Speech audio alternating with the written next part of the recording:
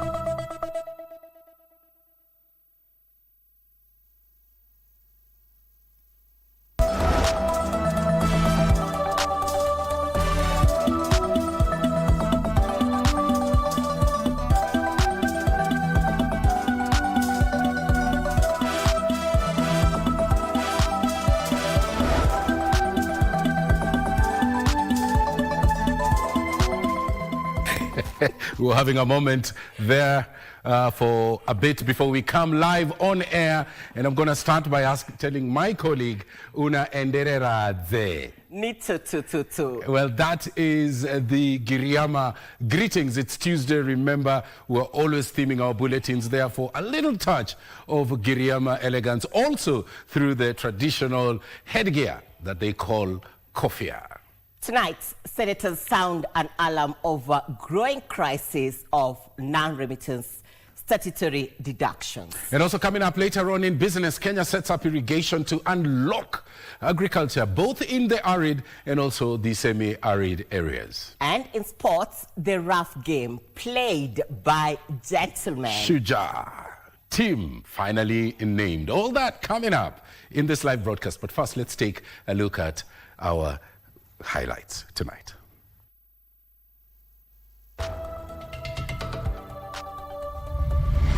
Our destinies are intertwined, and our strength lies in moving forward together.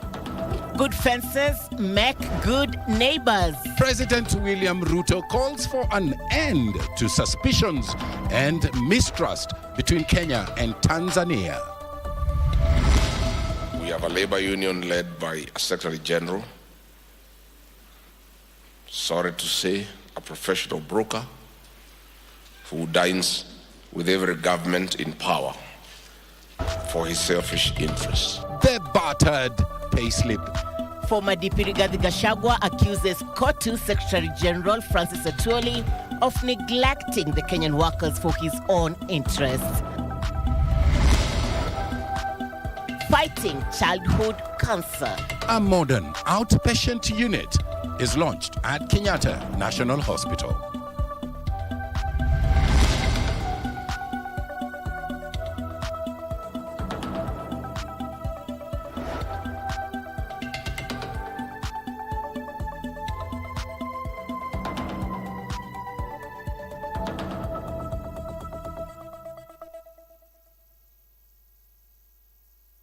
Thank you very much for joining us. My name is Mboya. I am Muchuma Odim. Our sign language expert tonight is Caroline Njoroge. Talk to us on all our social media platforms at KBC Channel 1, at KBC Digital. Now, the very latest from Tanzania. President William Ruto has called for an end to suspicions and mistrust between Kenya and Tanzania, saying that the two nations must embrace decisive integration to unlock the economic and also social opportunities that exist between the two countries. Ruto, who addressed Tanzanian lawmakers on Tuesday, decried the slumping records on intertrade between East African nations that he says continue to sabotage the economic prosperity of the region. Well, JJ Kuria has been pitching camp in Tanzania and now brings us the latest from there. Tuesday morning, Dodoma, Tanzania. President Ruto arriving to address the 403 members of the Assembly on his second day of his state visit.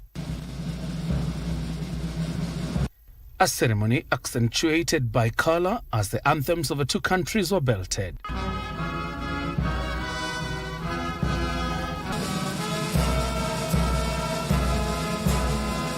A guard of honor by the Tanzania Defense Forces. And the head of state got to his official business. In his address to the Tanzanian lawmakers, Ruto called for an end to suspicions and mistrust between Kenya and Tanzania and the East African region.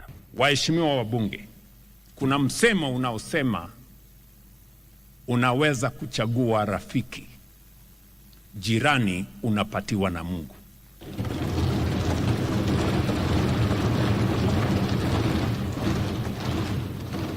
It is this enduring foundation of shared history, shared sacrifice, and shared purpose that finds expression in the ties that bind Tanzania and Kenya today.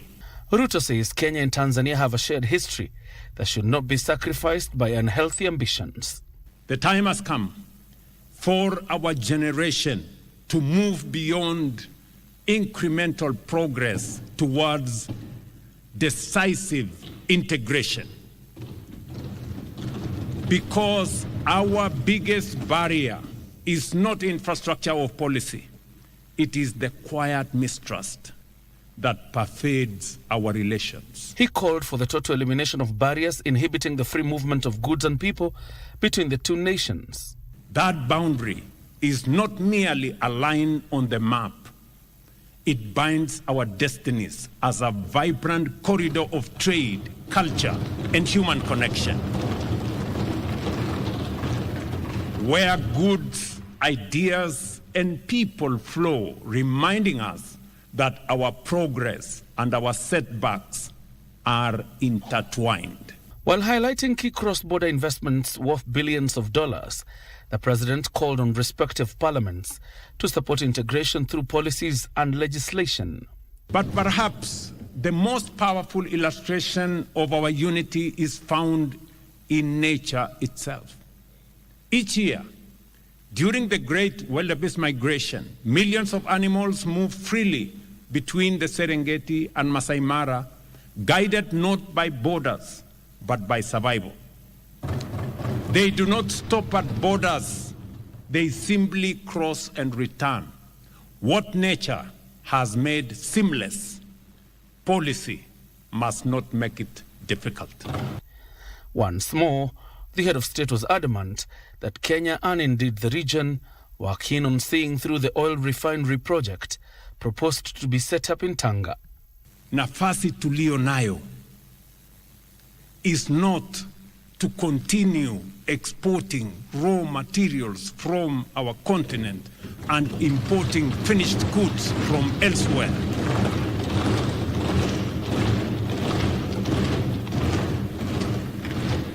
Na ndio sababu hiyo tukapendekeza ya kwamba tukiungana Uganda, Tanzania na Kenya tunaweza kujenga refinery. As in most of his speeches since coming to office, Ruto maintained the tempo, pressing for reforms in the United Nations Security Council and in international financial systems.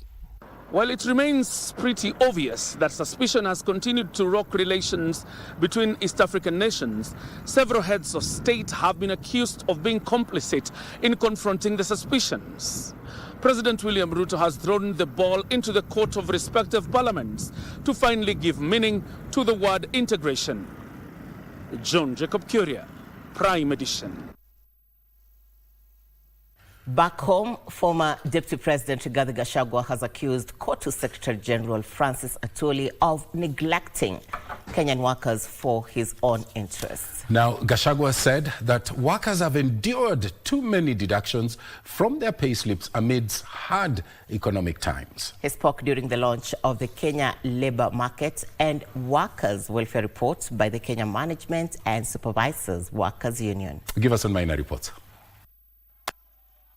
Days after marking Labour Day, KOTU Secretary General Francis Atwoli is a man under fire from parallel labour movements and the opposition leaders. We have a labour union led by a Secretary General, sorry to say, a professional broker who dines with every government in power for his selfish interests. Kenya Management and Supervisors Workers Union decried that KOTU has sided with the state as payslips face higher taxes and deductions. We must move beyond episodic interventions and commit to a more structured approach, one that links wages to the cost of living. Payslips are increasingly show that workers cannot afford mandatory deduction. We have PAYE, we have SHA, we have NSSF, we have the housing levy. DCP leader Rigathi Gachagua saying that trade unions, including Kenya National Union of Teachers (NAT), misled their members to ditch their health insurance schemes to SHA, which is facing hitches. Who is speaking for the teachers? Where are the unions? Where is NAT? Where is KUPPET? They are silent. Gachagua urging workers to use the payslip in making an informed decision in electing their next leaders in the next year's elections. I want to tell the Kenyan workers this morning that the fate of your payslip rests squarely in your hands. You will have an opportunity next year to participate in reclaiming the dignity of your payslip. The stakeholders, including former Director General of the Private Security Regulatory Authority, Fazul Mohammed, threatened to create a parallel workers' umbrella body. The staff union, the management, the supervisors, all of us are rallying call to replace KOTU with the new Labour. Give us Minor Prime Edition. Now, the Political Parties Dispute Tribunal has ruled that it has powers to hear and determine a dispute in which Nairobi Senator Edwin Sifuna has challenged his removal as Secretary General of the Orange Democratic Movement. The ruling by the chairperson, Gad Gatho, comes after lawyers representing the Orange Democratic Movement argued that Sifuna's application to the tribunal was premature since internal dispute resolution mechanisms had already been initiated by the party. Here's that report. The Orange Democratic Movement suffered a major setback on Tuesday after the Political Parties Dispute Tribunal, PPDT, dismissed a preliminary objection that sought to stop the hearing. IDRM or disciplinary proceedings involving the complainant, between the complainant and the first respondent. The Gad Gathule team had been informed by Odim lawyers Ken Amondi and Sam Makori that Sifuna jumped the gun instead of waiting for the party's internal dispute resolution mechanisms. It should be ready by today, towards the evening. That's the signed copy. Further, the tribunal has directed the IDRM proceedings started by the Odim party to go on, but their decision should await the tribunal's outcome. That the outcome of any IDRM or disciplinary proceedings as between the complainant and the first respondent shall not take effect pending the hearing and determination of these complaints. However, a prayer for conservatory orders pending the hearing and determination of the legal dispute has been declined by the tribunal. And court shall abide by the outcome of the complaint. That's the ruling by the tribunal. Sifuna had petitioned the tribunal in February this year after he exhausted as Secretary General of the ODM party. Ruth Wamboi for Prime Edition.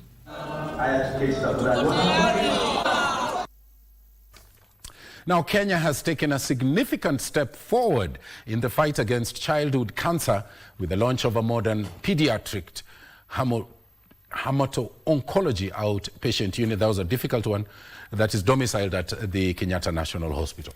Health Cabinet Secretary Eden Duale, who also presided over the launch of an accommodation facility for cancer patients and caregivers supported by Lions Club at the hospital, reaffirmed the country's commitment to attaining universal health coverage by expanding access to specialized care for children.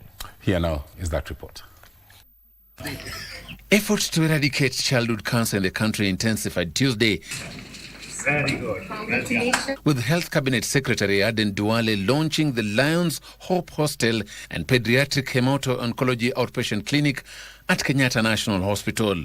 The facility is designed to enhance access to quality oncology care, offering outpatient treatment services for both adult and pediatric outpatients. Beyond these facilities, what we are truly launching is dignity.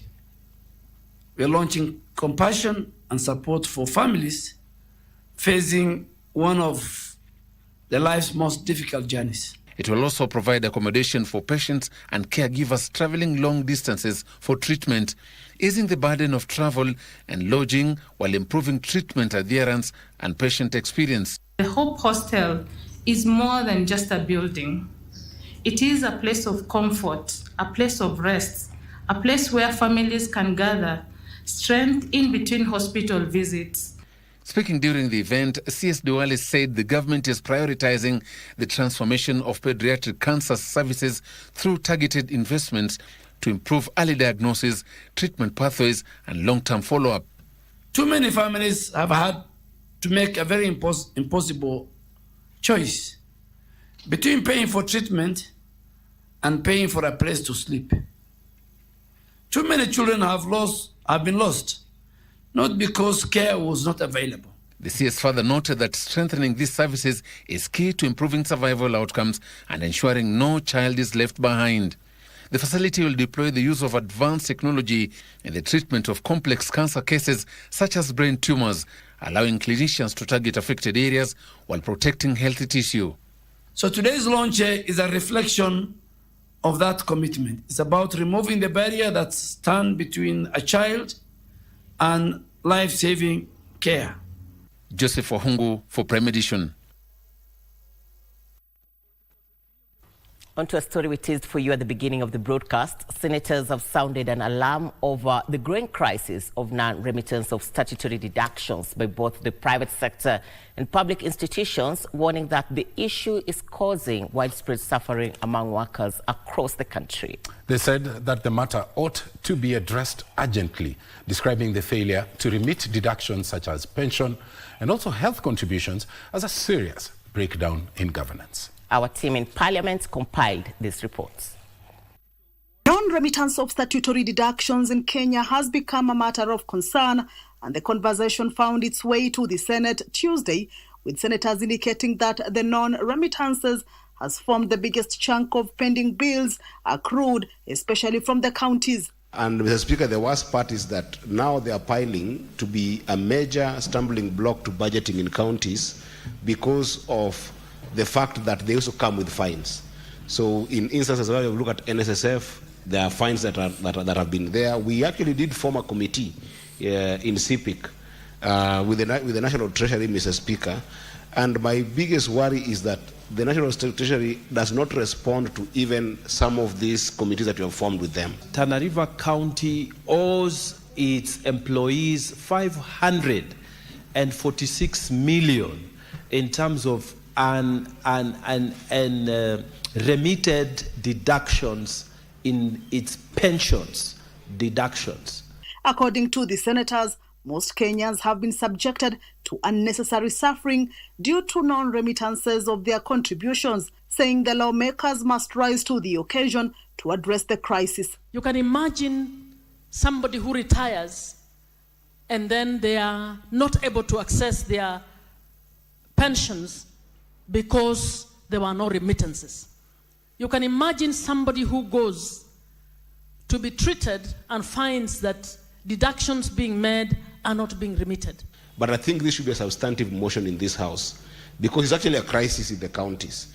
And Mr. Speaker, some of the people that end up suffering, Mr. Speaker, are people with meager earnings in the counties. You know, salaries of sometimes 20,000, 25,000, 30,000, 50,000, and then you wake up one day to go to claim even your share, and you can't get it. The worry is that misappropriation of these funds or misallocation of these funds may occur because it is still within the control of the county revenue fund. The senators have insisted that all 47 counties must be held responsible for any pending statutory obligations.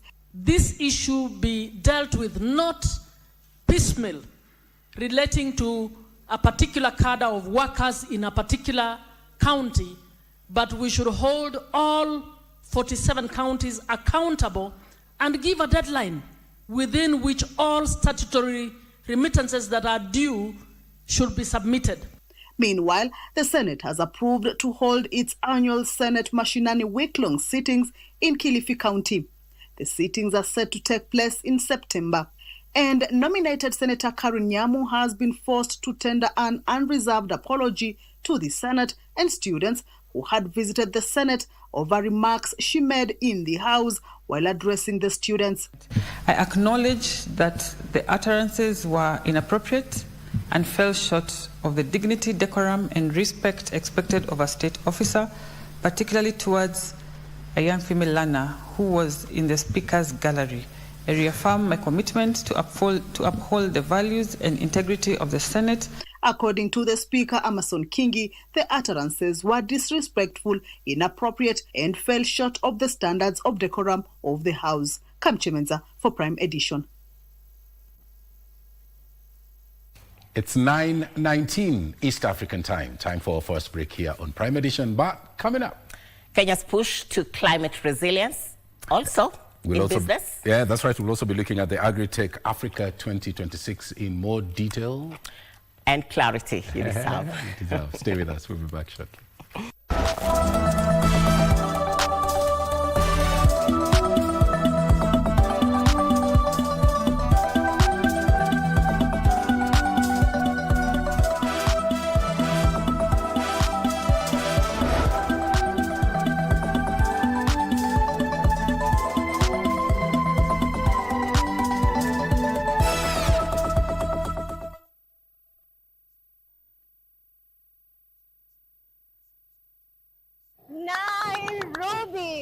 Your time is now.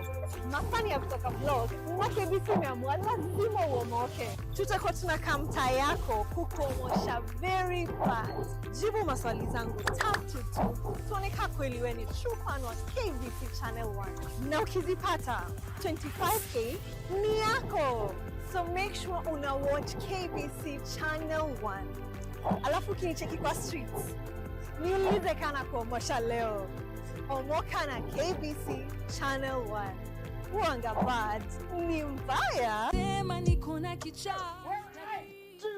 Usalama wetu kama wana kijiji uko mikononi mwa nani? We, Abedi, Leija.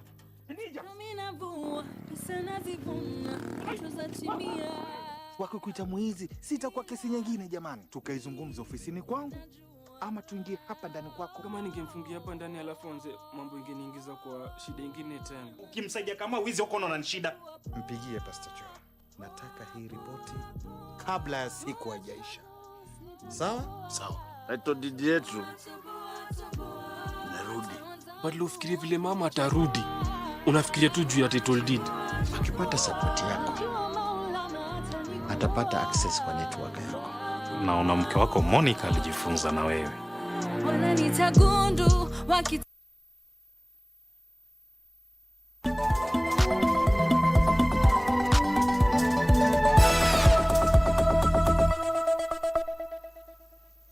Welcome back to Prime Edition. Our socials are at KBC Channel 1 at KBC Digital. Tom, onto that climate resilience item. That's right. Kenya has today hosted the launch of a regional youth coalition aimed at strengthening climate resilience and creating green jobs right across the IGAD region. The initiative brings together young innovators, policymakers, and development partners to amplify youth voices in climate action. Here is that story. The IGAD Climate Prediction and Application Center, in partnership with AGRA, is spearheading efforts to equip young people with climate services and digital tools to support climate-smart agriculture. And application center. Speakers at the event emphasized the need for youth involvement in tackling climate change, especially in a region where extreme weather events continue to disrupt livelihoods. 40 million people across IGAD have been displaced as a result of climate change calamities, resulting in the shortage of food security. And out of that, at this time, our region is placing young people at the center of climate change. Dr. Abdi Fidar, director of the IGAD Climate Prediction and Application Center, noted that young people must embrace technology, innovation, and lead climate solutions. So in order not to be affected, you have to be literate with technology. Otherwise, you will be left behind. You have to read it, you have to learn it, you have to know how to use it. Not only how to use it, but also how to innovate. We, the young people, are already pioneering the climate-smart agriculture, leveraging the digital technologies and building green enterprises that contribute to the food security and the economic resilience in the region. The Principal Secretary for Youth Affairs and Creative Economy, Fikirini Jacobs, noted that the initiative will roll out youth-focused digital platforms, regional hackathons, and training programs to improve access to climate information and build resilience in agri-food systems. I've always been a believer of the hope and the energy that the young people can blend with that particular experience to be able to form some ripples that can grow to be waves that we can leverage on to be able to face any kind of challenge and resistance in the pathway of realizing a meaningful change, even in the climate resilience ecosystem. With over 60% of the region's population under 25, stakeholders say empowering youth is key to addressing climate shocks, food insecurity, and unemployment. With the shared reality of climate change, it is no longer a distant threat, but it is disrupting our lives every day. It is weakening our food systems every day, and it is widening our vulnerabilities in the region. Yet within these challenges is our greatest opportunity, the power of youth, innovation, creation, and resilience. Help the young people to strive, not only by enhancing productivity, but also by creating job opportunities. And we see, young people becoming a major engine by being the major facilitators of change. The coalition will also facilitate youth participation in regional and global climate forums, positioning young people at the forefront of climate policy and innovation. As climate challenges intensify, these initiatives signals placing youth at the center of climate action. For Prime Edition from Nairobi County, I am Teresa Mutai. The Institution of Surveyors of Kenya, ISK, is urging the government to fully compensate property owners affected by the ongoing demolitions by government, particularly where properties were legally acquired and approved by relevant authorities. While condemning property invasions and destruction, ISK called for proper audits and compensation, saying that this will ensure justice and also allow affected families to rebuild their lives. This report was compiled by Eden Ibrahim. The government of Kenya has in the recent past been demolishing properties, especially in Nairobi, built on riparian land. The exercise is aimed at mitigating flooding that continues to severely affect the capital during heavy rains and restoring river corridors. This has, however, caused an outcry among those affected, who say their homes and livelihood are being wiped away at a time when most Kenyans are grappling with tough economic times. On Tuesday afternoon, the Institution of Surveyors of Kenya, ISK, weighed in on the matter. The critical issue of retroactivity and compensation. The most pressing concern arises in relation to properties that were lawfully acquired and developed in good faith under previous statutory and regulatory regimes, where Officially approved survey plans clearly defined parcel boundaries as a center line of a river or stream, in accordance with the law and professional practice applicable at that time. ISK advises that the sanctity of the title deeds and their boundaries must be respected. ISK is urging the government to fully compensate property owners whose buildings and structures were demolished. Led by the president of the Institution of Surveyors of Kenya, Eric Nyadimo, called for a balance between environmental protection and property rights, social justice and the rule of law. ISK says the sanctity of title deeds and their boundaries must be respected. Development occurred before the enactment of the current statutes, and where the land was not classified as riparian reserve at the time of acquisition, then the subsequent redefinition, expansion, or harmonization of riparian reserve limits cannot be applied retroactively to deprive the proprietor of land without due process. His sentiments were echoed by Chairman Engineering Survey Chapter Edgar Lugonzo. Serikali ikifanya hii kazi ya kutoa zile mijengo na kutoa vitu ambazo ziko karibu na mito, tukuwe na uhakika na vyeti vya umiliki. He further said ISK stands ready to collaborate with the multi-agency technical team, county governments and affected communities to ensure that riparian demarcation and enforcement is done in a justified way. They further call for an integrated approach to protect, maintain and use of riparian reserves in the country.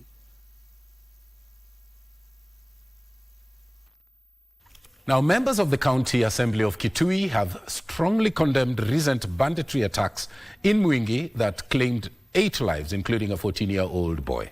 The MCAs led by Speaker Kevin Kinengo Katisia, the leaders want the government to launch prompt and thorough investigations, prosecute all the perpetrators and enhance security presence in the area. Details of these and other stories in the county's news roundup put together by Kasichana Masha. Addressing the County Assembly on Tuesday, the first sitting after the April recess, Speaker Kinengo described the killings as a violation of the Constitution, particularly the right to life and the right to freedom and security of the person. The events witnessed in Kwakamari, Sekuru Ward and Okase in Nguni Ward are therefore unconstitutional, unlawful and must be condemned without reservation. Further, under Article 238, Sub-Article 1 of the Constitution of 2010, national security is defined to include the protection of life and property. Elsewhere, Nakuru's Lanet Umoja Pastors Fellowship have expressed concerns over rising insecurity in churches, culminating in the murder of a pastor on Monday. We cannot also ignore the growing concern of insecurity in Lanet, Umoja Ward and its environment.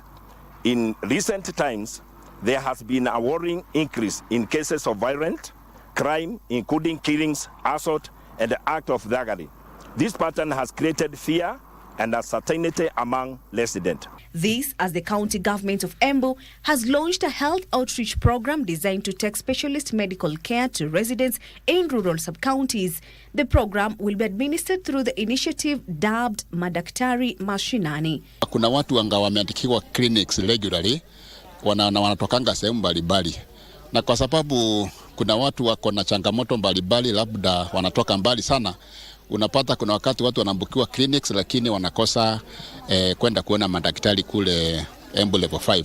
Na nikaingia kwa daktari wa watoto na akaniambia condition my baby ni Down syndrome. Tumesaidika sana cause hata ni wamama wengi sana wako na watoto wenye wako na disability na wengine wanakosanga fare.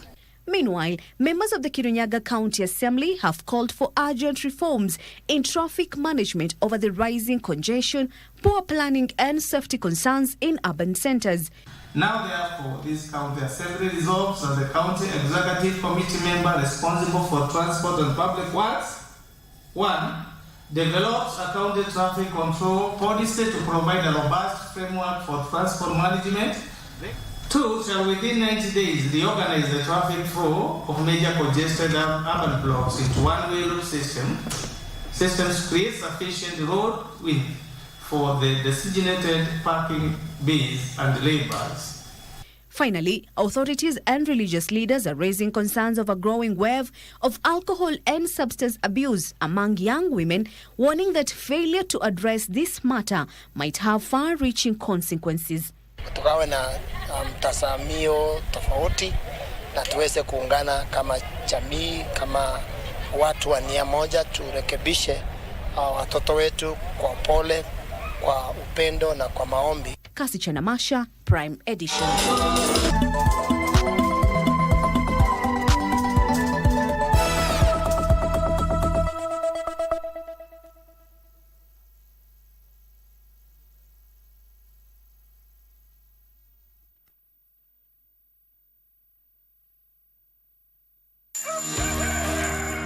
Good morning. Good morning. Good morning, Kenya. Wake up with Good Morning Kenya, the morning show that's got it all.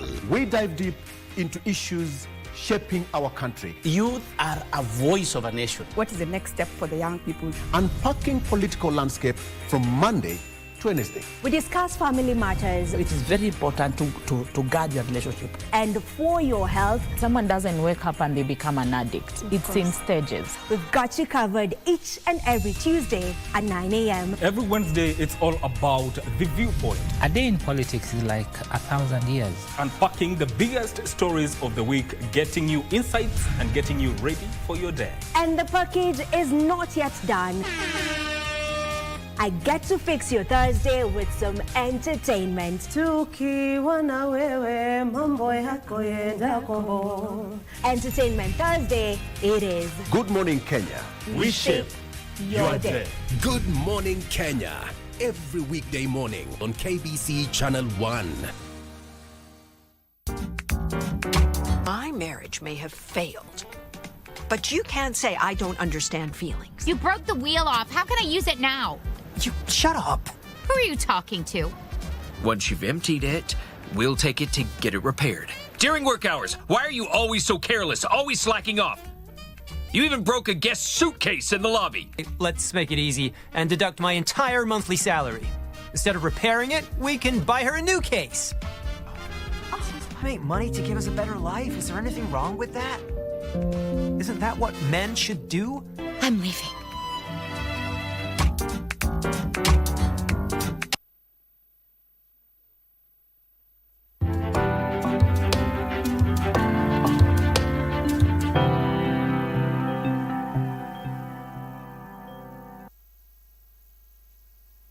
It's a good evening to you. Thank you for joining us. Time now for business news. My name is O'Brien Kimani. The United Nations Industrial Development Organization will spend 200 million shillings to support women-led startups in the coffee value chain. This is aimed at enhancing value addition and marketing the products to attract better prices, as Benson Rioba reports. Coffee production in Kenya increased 3.8% in 2025 to 51.4 tons as acreage under coffee increased marginally. This is, however, a third of Kenya's target production of 150 tons annually in the next 4 years that is expected to leverage various interventions, including increasing yield per bush. The United Nations Industrial Development Organization has also rolled out a program to train women on proper crop husbandry and modern farming. Coffee sector is a very good example for the Women in Industry Day, where women should chart the future of industry, because so many women are involved in coffee, but always in the labor-intensive, jua kali and low levels. How to pick, to hand-pick coffee, or maybe to do like handwork in terms of sorting coffee and all that. But they don't have enough knowledge in terms of understanding the quality. The United Nations Industrial Development Organization is also investing in enhancing value addition of coffee to boost earnings. And really take advantage of the coffee value chain. And not just in terms of the traditional areas, roasting, packaging, barista and so on, although those are very important. There are many ways where you can valorize coffee, use coffee byproducts, or use coffee in ways that create value that are not standard. The training will further focus on supporting farmers conform to the EU deforestation regulations and other international certification to ease market access. With 55% of Kenyan exports of coffee going into the European Union, it's quite important for us to see how then do we get women to participate and actually start getting their produce into the EU. The Coffee Kenya mark of origin has been owned and I think is certified to the Agriculture and Food Authority. That is one mark that all Kenyan coffee produce should have, especially for value addition and for sale, both local and for export. Benson Duba, reporting for Prime. Elsewhere, the government plans to complete the 200-kilometer Isiolo-Modagashe highway by May 2027. The project, which is part of the corridor connecting Kenya, Ethiopia and Somalia, is expected to spur trade between the three countries. Under the Horn of Africa Gateway project, the road targets more than 500 kilometers of priority corridors and close to 600 to 900 kilometers of feeder roads. Kenya is working as positioning herself as a unique trade facilitation hub, not just for trade, but also social economic development. But the question is, other than the big numbers and money being spent, what does it mean for Mwananchi? Kenya is doubling down on its ambition to become East Africa's trade nerve center, backing a new wave of cross-border infrastructure projects spanning roads, water and fiber connectivity. The 130 billion shillings corridor investments under the Horn of Africa initiative, which is funded by the Kenya government, World Bank Group and the Africa Development Bank, seeks to open up the northern part of Kenya to investments and development.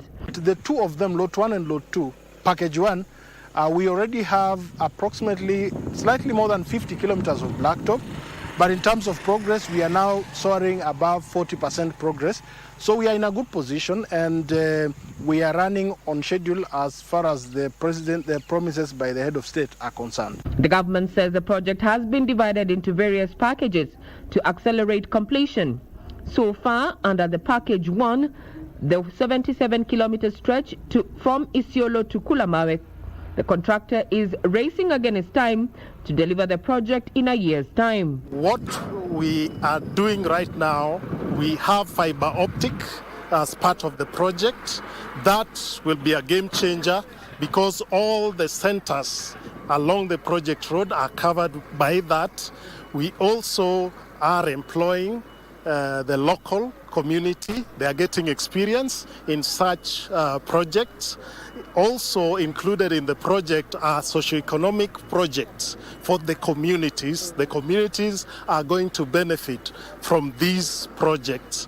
Once completed, the project is expected to cut cross-border transport costs, which accounts for 30 to 40% of final prices, driven by poor roads, longer border delays and fragmented systems. Once you finish the road, it solves the security problem almost 98%, and the remaining 2% becomes easy for the security agents to handle because they are trained to do that. So far, so much of the project remains in development and preparatory stage, with planning frameworks and policy alignments taking shape. Here, as you can see, we are in the middle of the bush.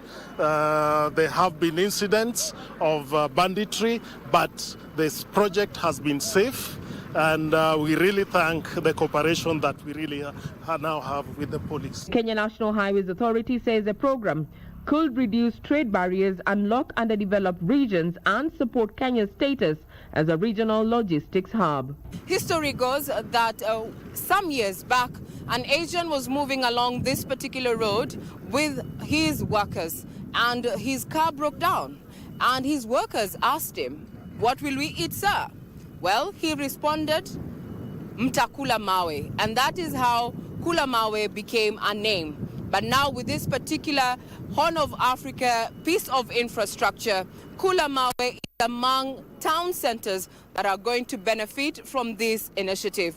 It is pegged that once complete, we're looking at 750 kilometers of road with this particular package. That is Package 1, Lot 1, set for completion in May 2027.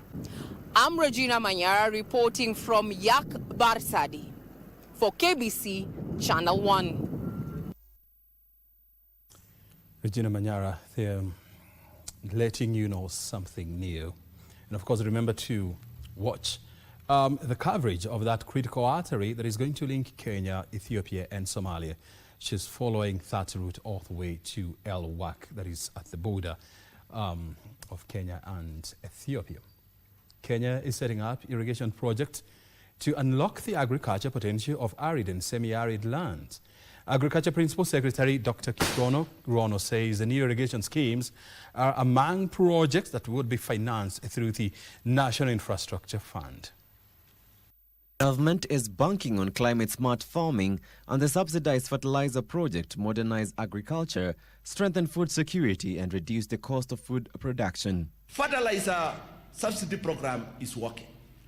We receive fertilizers, the 7.2 million farmers, we are there, we have received fertilizers at the right time and the impact is felt. Many farmers have gone back to farming and the production has gone up. Agriculture Principal Secretary Dr. Kiprono Rono emphasized the need to unlock the potential of arid and semi-arid lands through irrigation, climate-smart farming and better water harvesting systems.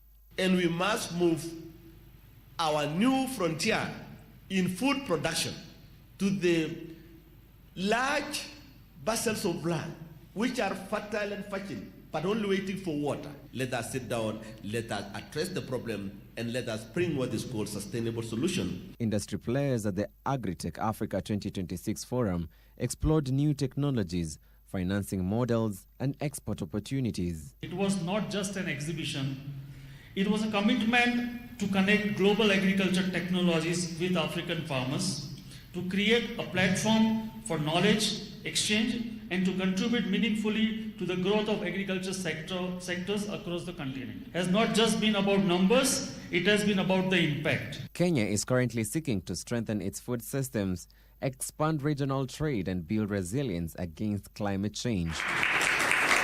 For Prime Edition, I'm Aaron Marie. And thank you, Aaron Marie there. On now to international business news, where the increase in energy prices affect every participant in the European economy, including businesses and households, pushing the EU economy towards slower growth and higher inflation. European Commissioner for Economy says due to the conflict in the Middle East, energy prices have soared, and details of these and other stories are in our bulletin today. Last week, the oil prices exceeded $125 per barrel. Dombrovskis stressed that declining confidence, tighter finance conditions and weak external demand have all exacerbated the direct impact. According to him, the current overall economic impact will depend on the evolution of the conflict, particularly its effects on energy supply and infrastructure. But Dombrovskis said due to the high levels of deficits and debts in EU countries, the highest interest rate environment, and the urgent need to increase defense spending, the EU has very limited room for maneuver. Meanwhile, Brazil's financial institutions have raised their expectations for the year's National Consumer Price Index from 4.86% to 4.89%, according to a weekly survey released by the Central Bank of Brazil on Monday. Due to the escalating uncertainty brought by conflicts in the Middle East, financial markets in Brazil have raised their IPCA for the 8th consecutive week and surpassed the target range set by the central bank. Previously, the Monetary Policy Committee of the Central Bank had set an inflation target of 3%, with a tolerance interval of 1.5 percentage points, meaning a lower band of 1.5% and an upper band of 4.5%. Finally, the 8th European Political Community EPC Summit was held in Yerevan, the capital city of Armenia, on Monday, with the theme Building the Future, Unity and Stability in Europe. Leaders from nearly 50 countries participated, including all 27 EU member states, to discuss pressing issues such as economic and energy security and the European Union-US relations. European Council President Antonio Costa and European Commission President Ursula von der Leyen were also present at the summit. At the summit, French President Emmanuel Macron emphasized the unpredictability of the United States as an ally, urging Europe to enhance solidarity and cooperation.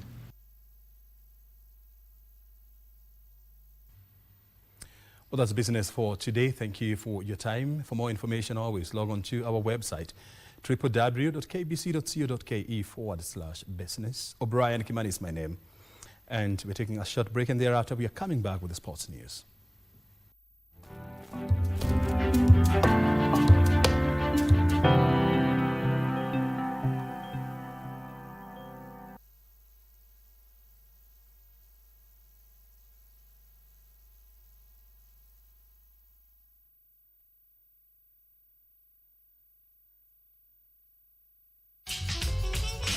It's so much more than that. So the story is the story of the Bible, and it's taking you from creation or Genesis all the way to Revelation.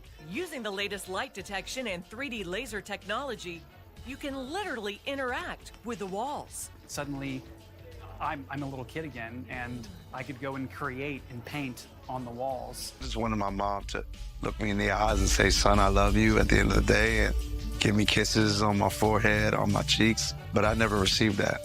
John Nicholas's mother worked long hours raising 5 children alone. The stress took its toll, and she took her anger out on her kids. When John was just 7 years old, his mother beat him with her high heels. This went on for years. By the time John was 15, his mother kicked him out of the house.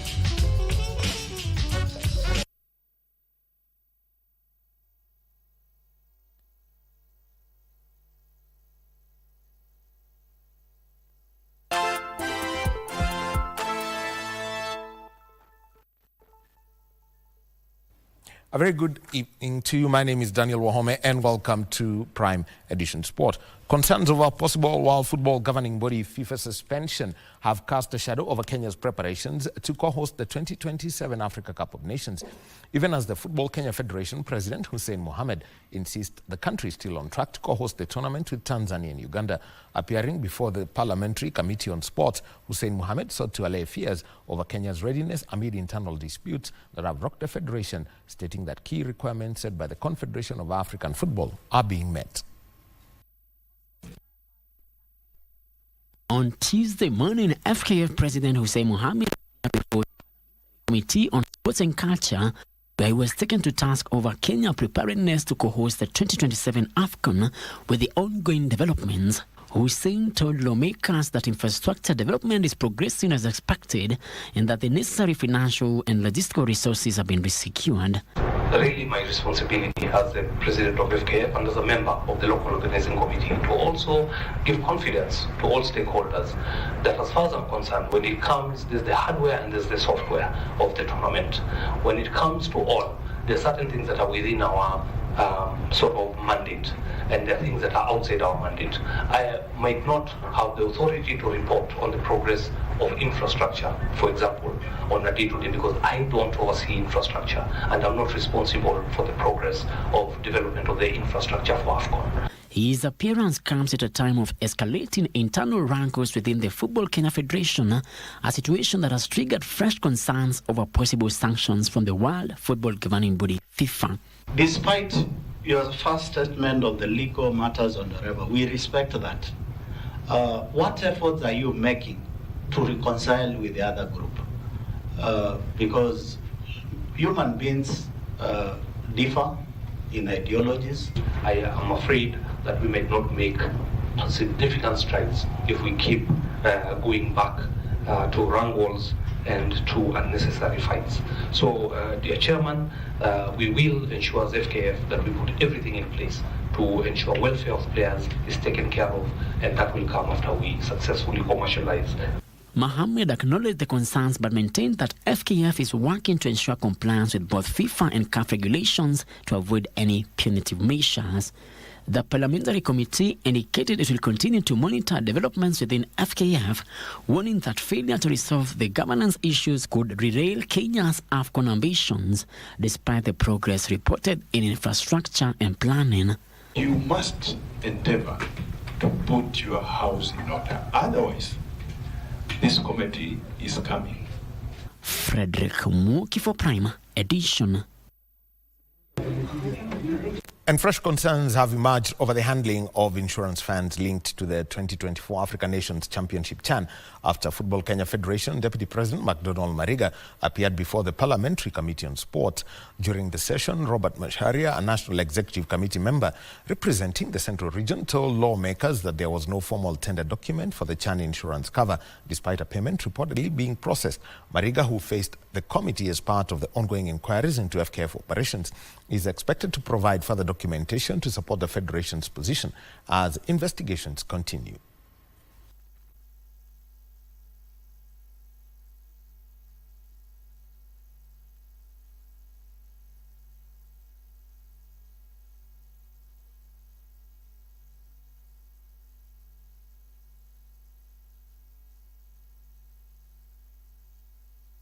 The National Executive Committee, NEC, respectfully requests that its submission primarily focuses on Agenda Item 3, concerning the implications of the ongoing internal wrangles within the Football Kenya Federation, FKF, on the country's preparedness to host AFCON 2027.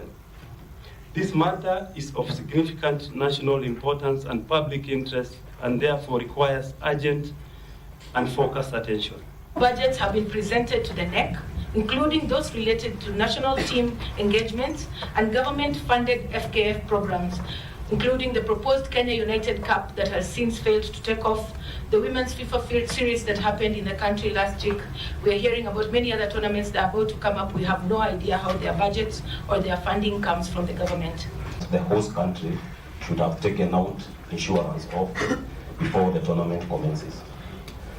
So, by implication, this money was supposed to be paid by LOC. But in our context, I think it was paid from the Ministry of Sports. So what has been paid to Riskwell is actually a brokerage fee, not even insurance fee. Whatever you tell us, please note that you're on mic, you're on record, and we'll need that evidence. If that evidence cannot be provided, I think we, need to be expunged, because surely you don't want us to go for a retreat to start chasing a goose. And the national men's sevens team Shujaa have reported to camp at the Kasarani Stadium as preparations intensify for the remaining legs of the World Rugby Sevens World Championship Series in Europe after finishing 7th in the opening leg won by South Africa and Hong Kong. A total of 18 players are in camp with the technical bench focusing on final preparations ahead of the crucial fixtures. Chris Brown has also joined the technical setup to strengthen the team's high-performance program. Shujaa will resume their campaign in Valladolid, Spain from the 26th to the 31st of this, the 29th to the 31st of this month before heading to Bordeaux, France for the final leg scheduled between the 5th and the 7th of June this year. Meanwhile, the Kenya rugby fraternity is mourning the death of former Kenya Lionesses head coach Felix Ade Olo, who passed away in a road accident. The Kenya Rugby Union described him as a respected coach and a former player whose contribution to grassroots and women's rugby was significant.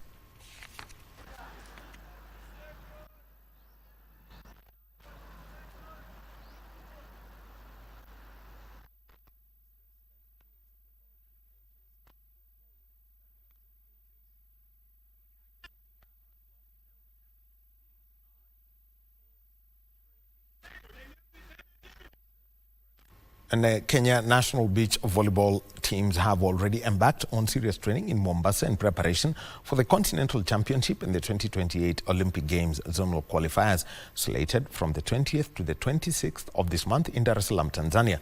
The men's team has been drawn from various clubs and includes Rwanda-based opposite hitter Elfas Makuto, who starred for Police Rwanda in the recently concluded Africa Men's Club Championship. The others are Richard Amutala and Samuel Momanyi of Mombasa, Anthony Chimanyi of KDF, Elisha Siret of Equity, and Regan Kipchirchir of Cheptil. The women's beach volleyball team includes, among others, Leonida Kasaya and Sharon Jepkosgei of Kenya Pipeline, Jemima Siangu, Marsilik High of DCI, Pauline Ito of Prisons, and KCB's Charlene Sembei, and Greece-based Veronica Odhiambo. Veteran player Gaudensia Makoha has transitioned to coaching, where she will assist head coach Patrick Owino in the men's team. Asila Makiso, assisted by Sami Molinge, will take up those roles in the women's team.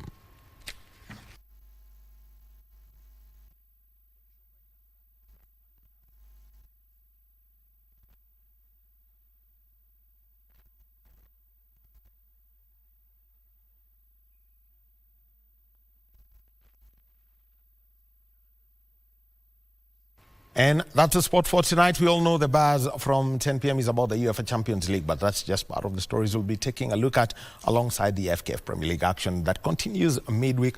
My name is Daniel Wahome. Back to Tom, Irene, and O'Brien. Many thanks, Wahome, for that sporty date. Shuja is back. It's something to look forward to. The boys going on the rampage. It warms my heart greatly. Well, we've got to bring this to an end. We want to thank you so much on behalf of the entire Prime Edition team for making this channel your channel of choice for your news. I'm Tom Mboya. I am Muchuma Odim and O'Brien Kimani. Thank you for the business news. Oh yeah, she has said my name. I'm O'Brien Kimani. By the way, you guys, you look good as always. Thursday, Cultural Day. My man, you know how to pull it. What this is? Giriyama. Giriyama. Yeah. Same as this? Great team in Giriyama can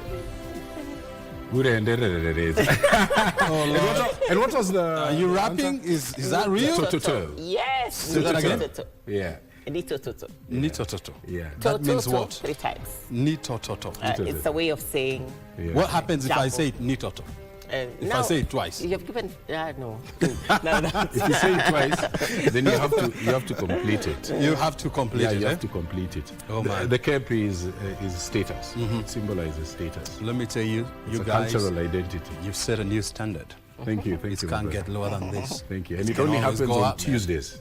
Yeah, on Tuesdays, yeah? Yes, yeah. So Tuesdays, cultural days, right here on KBC. Yeah, we've got to be proud of, what tells our story better. Oh man, you can say that again. Yeah, thank you. Well, my name is O'Brien Kimani. Thank you for your time. Have a good night. Good night. We'll see you again next week on Monday, Tuesday. Bye-bye.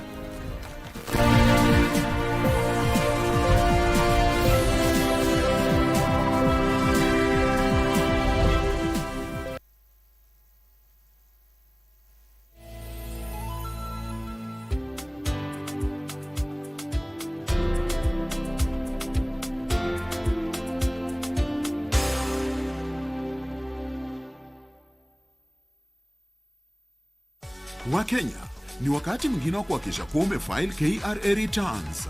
Je, uko rada una challenge yoyote?